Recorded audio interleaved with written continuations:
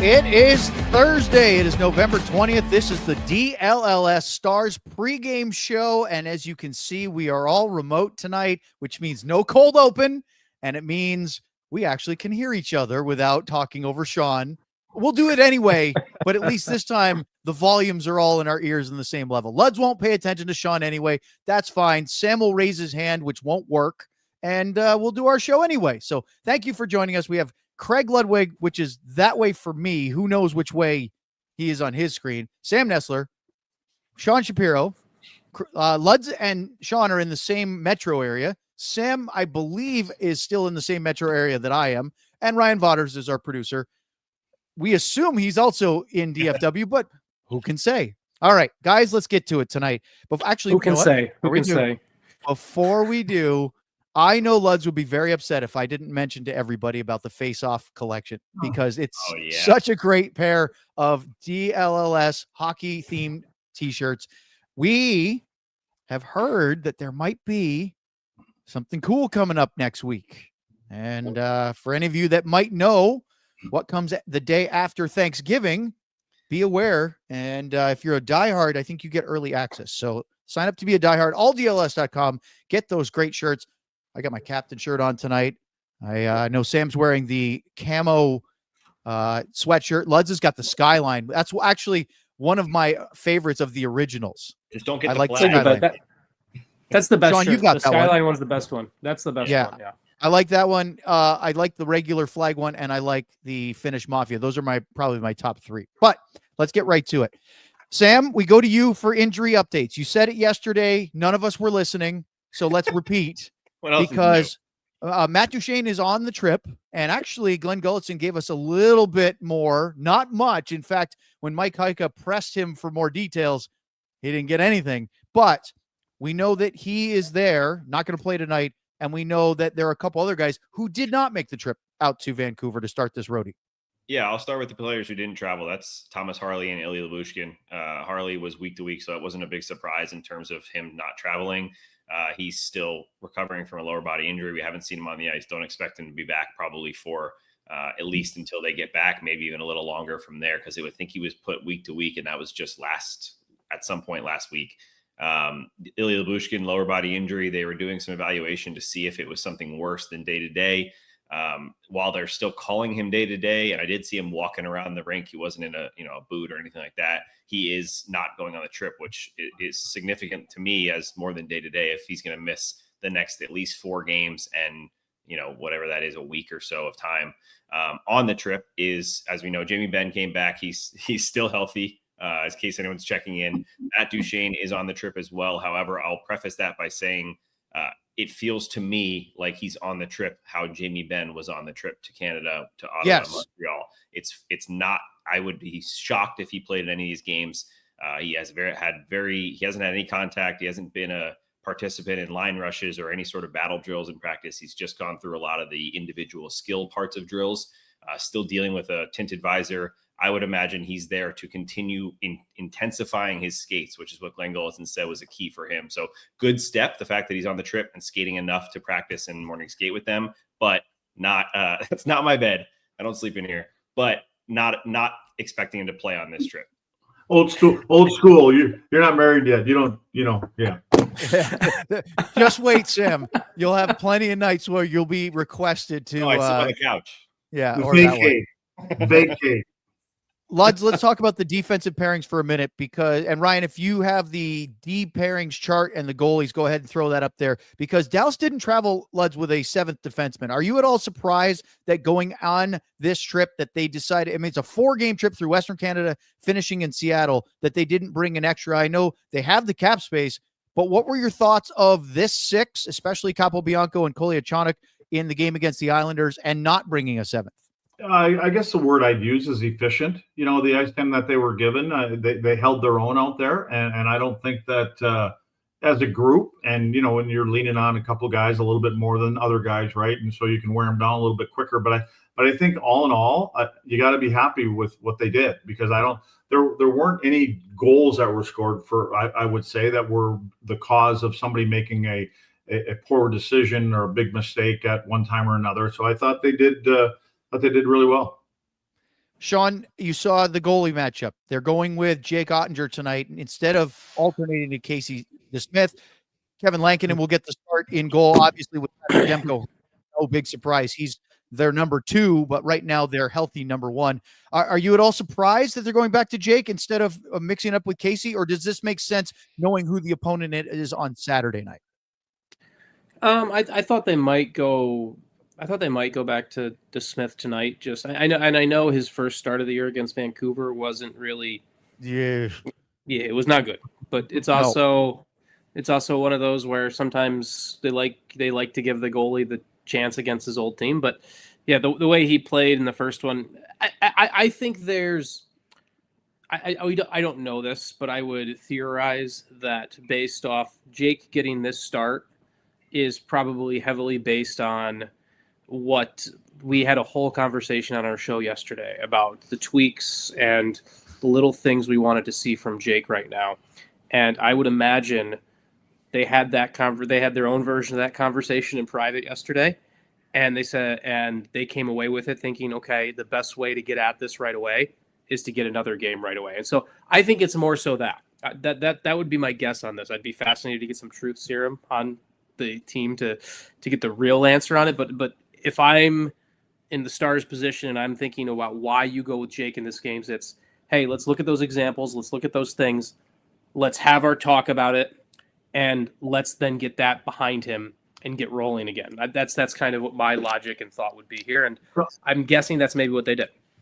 Sean, do you think like a little old school mentality to play yourself out of whatever rut you may be in? I don't think it's fair to call it a rut, but then I guess a follow-up to that would be, what happens would you play him again if he has a similar game but they win the game, let's say tonight, and maybe there's a couple that go in again, would you play him again? Or do you just say, nope, this is Casey's? I think you go into I think the safest and best way to do this for everyone is to go in with the plan of, hey, you know what? Casey's playing the next game. Just go into just get both goalies on board coming into this of, hey, Jake, you're going Thursday. Casey, you got the next one. We're getting Jake rolling again. Casey, you're going to be ready for the next one. Just to kind of, that way you're not making your decision based off what happens tonight one way or the other. Because I think that is where you can kind of get yourself into a problem of one way or the other, all of a sudden you're talking yourself into playing Jake 3 games in a row. You're either he plays well and you're like, oh, we got to roll with him, or he struggles and you're like, we got to play our way out of this. And so I think you make that decision and I think the best team management perspective for the goaltenders on this one is to let them both know that's the lay of the land before this game even starts tonight. I do agree, except that remember that Jake Oettinger absolutely terrifies the Calgary Flames after what he did in the playoffs in 2022. They still bring it up. They know when you've had a goalie do that to you, even in his first year in the playoffs, that doesn't go away out of their minds. But I agree. I think they should probably rotate him. Jake should be if Jake wants to be an $8.5 million goalie, number 1 goalie in the world, you should terrify everybody, right? Right. And let's also point this out there. They're not going to have to worry about playing the Calgary Flames in the playoffs this year. I think. No, they're not. No, I don't think Calgary's a problem there. So, all right, let's talk about Jason Robertson and look at the forward group. Of course, we'll talk about Jamie Benn in a moment. Robo, we didn't really highlight him last game because we had a lot of other things to talk about in the pregame show, but he is on an absolute tear. He scored goals in 4 straight games. After that 9-game goal drought, he has 8 goals in 4 games, and he's on pace to be a 40-goal scorer and suddenly looks like one of the most dangerous shooters in hockey. Well, when you say shooters, he's on pace for 357 shots this year, too. Ooh. So, I mean, when you're talking about, and again, I've said that for a while about Robo. You know, I mean, sometimes I think when goal scorers go into a bit of a drought or dry spell, they want to find that they got to be a little bit more perfect. And I think you just keep on throwing pucks to the net. So I love the intent, you know, to start the season here where he just fired pucks at the net. I mean, he was putting up, it seemed like 6, 7, 8 shots a night. And it's nice to see that they're going in, because I think there's a time where that might backfire a little bit when your shooting percentage gets down below 3 or 4%. So I think that it paid off, and now we're seeing the fruits of it. It'll be interesting tonight for me to see how much, and if he gets those shots off, because I got a funny feeling they're going to see a lot, or he's going to see a lot of Quinn Hughes. It'll be interesting because of the way the lines are, Sam, that and they have them split, you're sitting here going, well, then if Quinn Hughes is going to face Jason Robertson and Roope Hintz, that means Mikko Rantanen has at least your second best defensive pairing. Yeah, and if Vancouver's not a super deep team, offensively or defensively, or really in the goal, they're not a very deep team. It's the reason why they're so far down in the standings. I think they're 7th in the wild card race. Not a very good record. They score a decent amount of goals, but they also allow a lot of goals and a lot of shots. So, as you said, it's going to be Quinn Hughes. I expect him to play a ton of minutes tonight, probably mixing and matching, seeing which of those two lines goes for them. But the Stars have the advantage here in terms of if they can roll 2, especially 3 lines against this team, they should have a huge advantage on the ice. Yeah, I wanted to quickly do a callback to Lud's brought up on Jason Robertson there. Lud's brought up the fact that he's on pace for 357 shots right now this season. And I think that's an important thing to note because Jason Robertson has one season in his career with 300-plus shots in a season, and that's the year he had 109 points, set the Dallas Stars record for points in a season, not the franchise record because of the Minnesota time. Every other season in his career, he's never had more than 231 shots in a season. So I think it's a really good point when Luds talks about Robertson and where he's going right now. I don't know if he's going to get to 357 or if he's going to get more or anything like that, but he is. We talked about is Robo that 110-point player? He's doing the things right now that he was in that 110-point season. The things that were an outlier throughout the other parts of his career. I mean, that's when you look at his career and he's got one season with 80 more shots than any other season.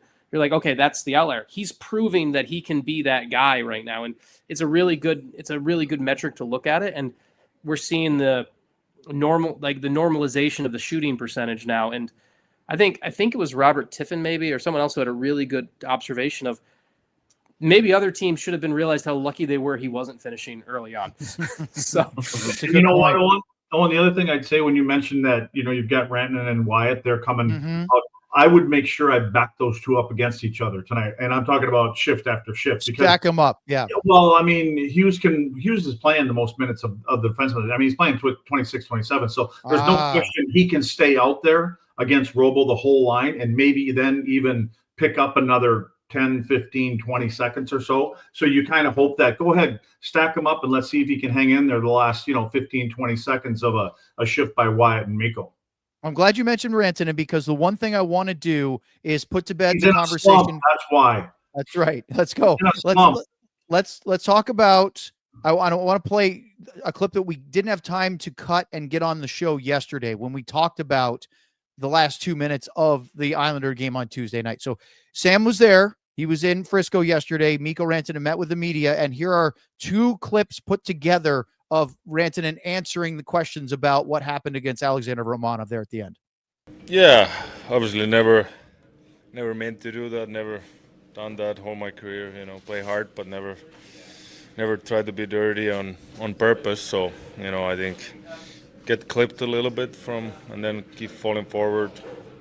But yeah, unfortunate moment, but never really meant to do it. But hopefully he's not too bad, and yeah. And I think what people don't realize unless we've played, it's milliseconds. You got to make those decisions, and you weren't going in to hurt him at all. No, I've never done it. Like if I don't get touched, that I would go just bury a guy from behind. That's what I've never done it, so I would never do it. But yeah, it happens quick when you fall forward a little bit. Your reaction. Unfortunately, push him and yeah. But hopefully he's not doing too bad. Hopefully wish him all the best. I texted him because I never want to be a dirty player, and that's what I was never meant to do that. So I told him that and wish him all the best in recovery. Sam, you were there. I'm guessing that, I see that and everything we've heard from Mikko Rantanen. He's genuine and authentic. He doesn't seem like the guy that would have to twist things or try to hide the truth. He's a pretty stand-up guy. Yeah, and he walked through a little bit. He was like, look, I put my hand on his back, which was probably the problem. But then he said, Glenn said, we talked about on the show, when you start to trip, your arms go up. It's a natural reaction. It's why people break their arms when they fall off of things, because you try to brace yourself. He's not falling on the ice, but he's falling forward. And all he's trying to do is make sure essentially, if he didn't do what he did, his face would slam right into the back of Romanov's pads, and that would not feel very good. So he's trying to protect himself, and then as he's going down, he's just kind of extending the arms, and it's just a tough play, right? Nobody can deny that, and that's why I think they got it perfect. I think we talked about it on our show yesterday. It's a penalty, maybe even a major. It's not worth anything more than that. I think Rantanen, Golitzin, everyone's been very honest, and I would imagine the Islanders looking at it afterwards feel a little less angry about it as they would did at the time. Well, it's funny you say that. Times have changed. I can't remember when I sent a text message to anybody and said, I'm sorry for hitting you. Yeah, and you caused some serious injuries. Not even to Nui. Over. Did they have text messages when you were doing that to guys? No, Sean, we use carrier pigeons. Telegrams for They sure. They tape that little message to the little birdie's foot and they drop it off. Then you kill them and you'd eat the bird. Hey, Luds, you did send us a text message, though, of a photo right before our show tonight showing exactly the close-up of what we were talking about. Yeah, I saw this morning. And so, and again, I think about it, how much we've talked about this. And, there's people that haven't played the game, right? And so when they pull out certain clips and, they want to hang them and, send them to prison and things like that, then there's some that have played a little bit of it. But when you see the whole play, I guess when we're trying and everybody else is trying to explain what happened here. And again, the other part about this is if you actually watch going back to the neutral zone, because again, they're trailing the game and Rantanen does whatever. He works his gonads off in order every single shift to claw himself back in the game. He had another gear when he came across the offensive blue line because he wanted to get in and forecheck. And that's when that little foot-to-foot collision happened. And he was out of control once he got tripped. Again, and like I said before, your first instinct isn't to go, oh my God, that guy in front of me. It's to get your hands up and protect yourself. And unfortunately, there's somebody in front of you. So, Sean, you were in Detroit today, and it turned out that the Islanders were there for morning skate. They were playing the Red Wings tonight. Did you learn anything in follow-up of this? Yeah, and I had a couple conversations with Islanders players today under just intentionally, without putting anyone's name on it, because right now the proper answer anyone puts with their name on it is they're going to get all buttoned up. But when you talk to the Islanders players and you talk about the incident that we had a whole conversation about yesterday, the Patrick Waugh emotion and everything like that, and from the Islanders' perspective, 48 hours later, they don't like what happened because they obviously had a teammate get hurt and everything like that. They felt there was a little bit more of a push than, but they also said, you know what, at the end of the day, it's an emotional thing. It's a weird play. And realistically here, anyone thinking, oh, this means that all of a sudden Rantanen's on the hit list for March or anything like that, that's ridiculous, right? Like, and that was just, I talked to a couple players in that Islanders room today, and it's kind of under that whole perspective of like, I mean, it was a weird, wonky play. We don't like what happened. We don't like the result. And in the moment, but it's not the, and it's to the point, at this point, like the text between Rantanen and Romanov and everything like that, like that's their own thing. It's like players now bury their issues much quicker than they used to. Everyone tends to be very friendly with everyone. There's not the, which is great in life, but it's not as entertaining in hockey. There's not. We need some more grudges and drama. The animosity doesn't really exist as much as it used to for most players, right? All right, so we got to go to break. Teammates saying it's just a weird play. They're really saying, man, it was an accident. There's nothing there. Yeah. They don't want to say it out loud, but by saying exactly. one of those kind of things. Yeah. All right, we got to go to break because we are way over here on the DLLS Stars Pregame Show. Here's a news flash. There's the new shirt collection out there that we have. It's called the Face Off Collection. Did you know that, Sean? I saw that surprised look on your face. Now, if you haven't seen these, Crazy. You're living on a rock or a boulder. But besides these cool shirts that we have here, the green and black, they're still green and black. I thought they might have changed by now. There are a couple other ones. I mean, we've got a Jamie Benn shirt out there. We've got a Finnish Mafia shirt out there. Come on, Ryan, keep up. We got the Moose shirt out there. There you go. We got the shirts we're wearing tonight out there. So there's a lot more than that face-off collection. But I'm telling you, They are the green one's pretty sure. Oh yeah, here's the 53 cent. I'm not sure. So Wyatt Johnston.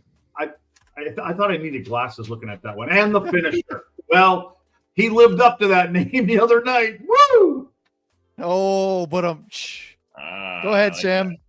Yeah, I want to talk about the supporters club. I just noticed that my free gift membership has expired, so I'm no longer. Oh, no more emojis. I forget the word. Someone was calling me names for not having it, but you guys can have it. And what you get exclusive emojis like the ones you see in the corner. I can actually read these now because they're right in front of my face. And there's plenty more. There's even a LUDS emoji, which is all you really need. Plus you get the badges that pop your chat out so we can see it really quickly. And you get exclusive access to behind the scenes footage, which I actually just went back and watched our first one today. It popped up on my YouTube and it was pretty ridiculous. Even when we're not trying to be ridiculous, it ends up being ridiculous. So I promise Sam, T.O. just gifted 5 more. There we go. Did I get one? Probably not. Deadbeat is what I was called by T.O. T.O., thank you for doing that. And thank deadbeat. Thank you for calling me a deadbeat. Get off your wallet. I appreciate all those things. Feels good. Let's one final follow-up. We do have to move on from the Islanders thing, but the one I was trying to tell you earlier was Ethan Sears, who covers the Islanders for the New York Post, said that he asked Scott Mayfield about Glenn Gullitson's comments, which after the game, remember Gully said that he thought Mayfield held him up and they clipped skates, and that's why he's going off balance, And Mayfield's comment was, I don't have much to say about it. I think that play happens a couple of times in a game, 30 to 40 times in a game where someone's been slowing up, going into a corner. It is what it is. We're focused on tonight.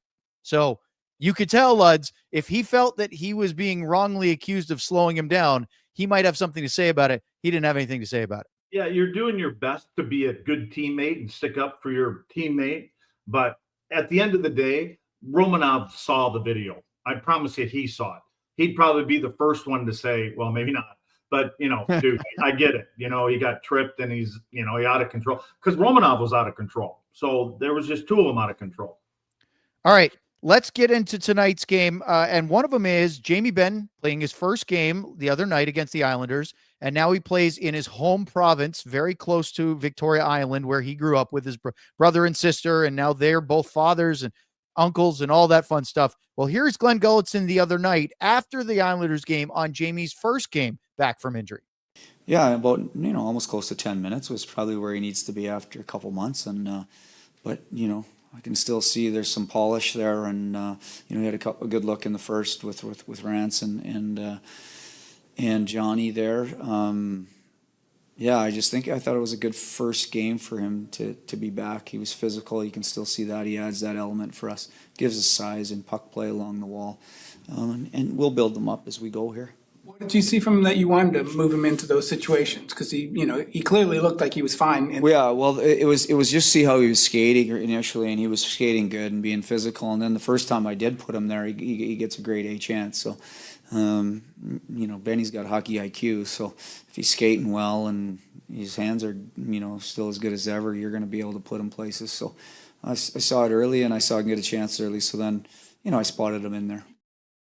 Hey, newsflash here. Anybody that plays with Biko Rantanen is going to get a grade A chance.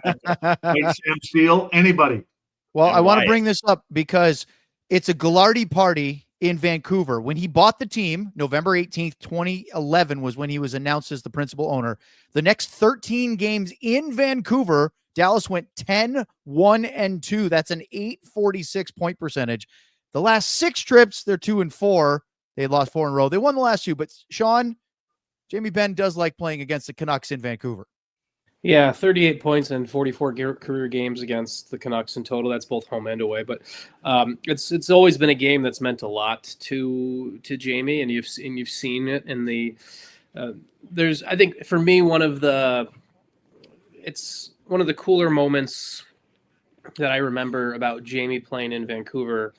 It was when Kelly Forbes, former Stars video coach, and Kelly's mom was going through a battle with cancer at the time and everything like that. And I remember it was one of their first games there after that. And she was there in attendance, and Jamie went and made sure that they gave the cowboy hat at the time to Kelly and Kelly's mom. And I know doesn't impact the game tonight, but it's one of those things that I always think about when the Stars go to Vancouver. I think about the ties to the area. I think about the ways, like we talk about Jamie as a leader and as a captain of this team, and understanding what a whole group means to everyone. And so anytime the Stars go to Vancouver, I always think about that. And I remember talking to Kelly about that, and Kelly telling me how that moment is one of the most memorable moments of his NHL career that spanned over 1,000 games working for the Stars as a video coach and everything, of when the Stars were in Jamie's hometown and his mom's going through this battle, and Jamie goes out of his way to make sure to make the Forbes family feel included. So those are the things I always think about when it comes to Jamie in Vancouver. And just to bring all of that together, it would be really cool to see him get 400 tonight. Yeah. Right? Like, it would be really cool to see that happen tonight. So yeah. And the Glardy party is a nice event. Now, I don't know if did they have it last night? Normally it's when you have 2 days off. That's a great question. I mean, the food is great. The scenery is great, inside and out. It's Mr. Glardy goes all out. It's a nice night.